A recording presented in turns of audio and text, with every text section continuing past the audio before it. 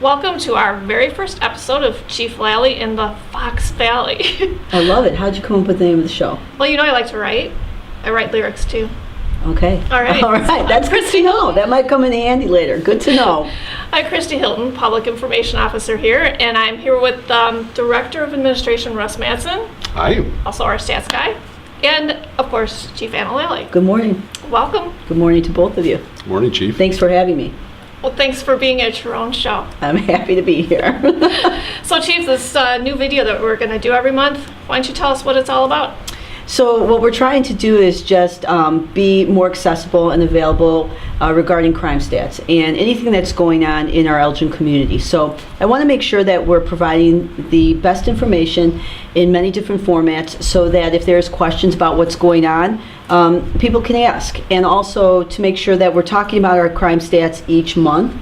And then also obviously at the end of the year we do a summary. But it's good to know what's going on each month so that officers and the police department can format our response to certain crime trends that we may see happening. I also want to take the time each month to talk about some of the events happening in the police department or the really good things, or maybe questions that you get on social media that we don't really get a chance to respond to. So that's what our plan is for each month. I like it.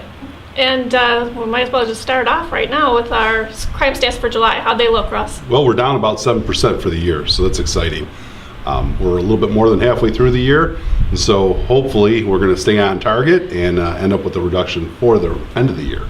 Okay, and and can you just talk a little bit about how we do our crime stats each month? Yeah, absolutely. So what we do is I read all the police reports, the Part 1 violent and serious crime police reports, which is established by the Uniform Crime Reporting, which we report to the state and then ultimately the FBI. It sounds so exciting. It's very exciting, and I'm sure people are just He's really excited intrigued about it, yeah. I've been doing it for almost 20 years, so yeah. But I read the reports and I decide, make sure that they're being coded properly. So what initially comes out as a battery, does it say a battery, or did the facts of the case change? A detective investigates and now it's a robbery. So each report has to be, we have to go through each report and make sure that that's accounted for properly. So when you see crimereports.com and you take a look at something initially, it could change. We're just making sure that when we report it, it's reported accurately. And, I'm sorry. No, go ahead. Yeah, no, go ahead. Sure, show you go first. Well, I was going to say that that's a very important part of what we do when we talk about our crime stats is making sure that they're accurate, and that may take a little bit of time depending on how the investigation goes. And I do know from looking at them this month that we did have a spike in one area. Yes, we did. We had a spike in robberies year to date. We're at 36 this year, which is still a really good number. Last year was historic lows. I wish we could replicate that, but we're still on good target.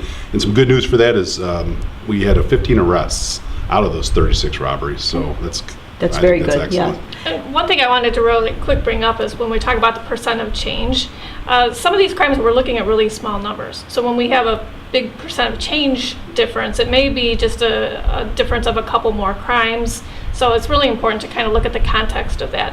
Absolutely. Yeah. You go to 1 to 2 and you've doubled your crime. So yeah, you do have to take that into consideration. That's something we always tell everybody. Take a look at this, kind of know what we're looking at, and if the numbers are small like that, you will see a larger increase.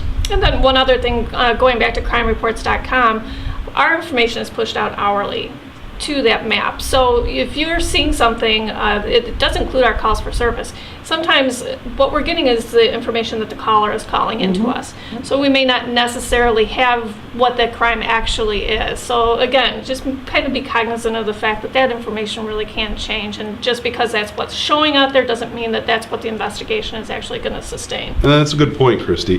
One of the things that we'll take a look at is I do the stats monthly, and we try to get them done pretty quickly.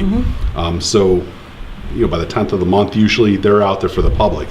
But like I said earlier, the detectives are going to work on their cases, and those crimes could change. So at the end of the year, we go through and we study everything again, and the numbers could change significantly. 10, 20, 30 more crimes, potentially less crimes, depending on what it is. So it's a fluid system. We always have to stay on top of it, and we're always looking at it to make sure we're, like I said, trying to report the most accurate crimes. And I think that's important that the community knows that there's many ways to get this information, whether it's through crimereports.com or through our crime stats that we push out every month. And then also, if they have any questions, they can contact us and let us know. But that's kind of the purpose of us, meeting every month, is just to kind of go over some of the things that we're noticing in that month and making sure our community knows, and pushing out information through social media so that our community can get involved with our initiatives, such as, last year or the past couple of years. I know that you guys were able to give information to the command staff that our vehicle burglaries, a vast majority were from unlocked vehicle doors, and that kind of, started the program, If You Like It, Lock It. Right. That is something that we stress every week on our Monday Rundown show that I do with Officer Jeff Schultz.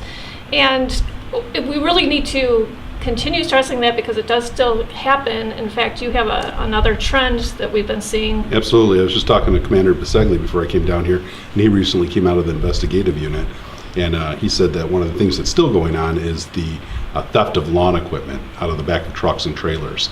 And so that's a prime example of this. I know people are out there doing their work and they have their tools in the back exposed, but we really need to make sure that you lock your tools up to the best that you can, whether you're chaining them together or keeping them in a locked cargo type panel, because that's so important. It's hard to recover these equipment, these lawn equipments. It's really important that we make sure that people lock them up. Absolutely. Very good. And you can find all of our stat information on our website if you visit www.cityofelgin.org/stat.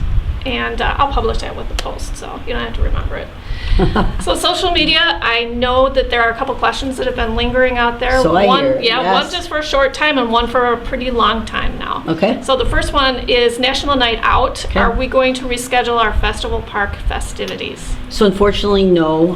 National Night Out is a national event, and this is the first year in 15 years that we actually had to cancel the event.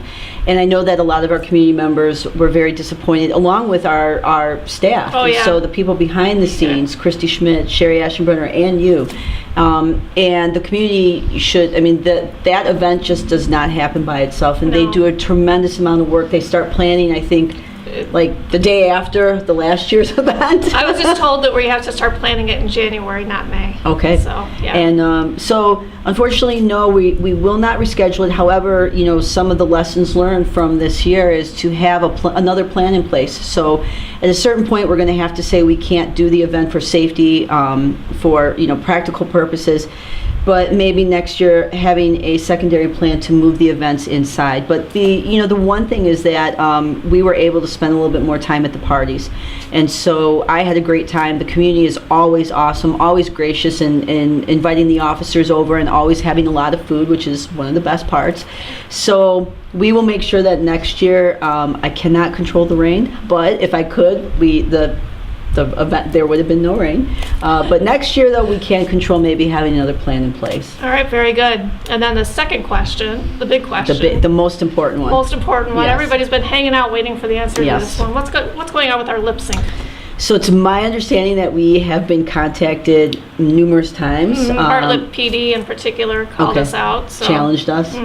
So I was away for a couple weeks at a school in California, and I was getting a lot of text messages about what are we doing with the lip sync challenge, and so I was like, oh, okay.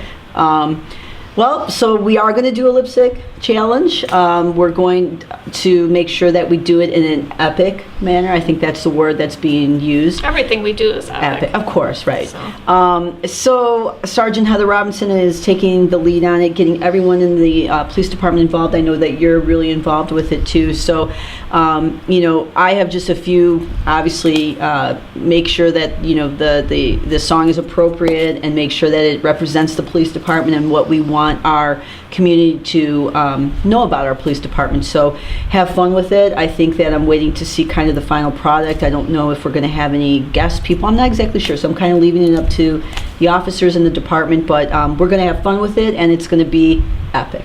I like it. Yes, epic. Can't wait to see it. Yeah, me either. Okay. Can't wait to perform. Are you gonna I feel sing? like I've got this whole Beyonce thing. Yes. I've already got I the did fan notice set up. today that the fan is blowing your hair in a very it's You know, it's really hot in here. yes, yes, it is. Yes, so thank you for having me on. Yes, thank the you show. for deciding that Chief Lalley in the Valley is a good idea, and we'll be back next month. Absolutely. So until then, it's your... And until then, Elgin, make sure that you stay safe, that you stay engaged, and that you stay connected, and we'll see you next month. Have a great month, Elgin.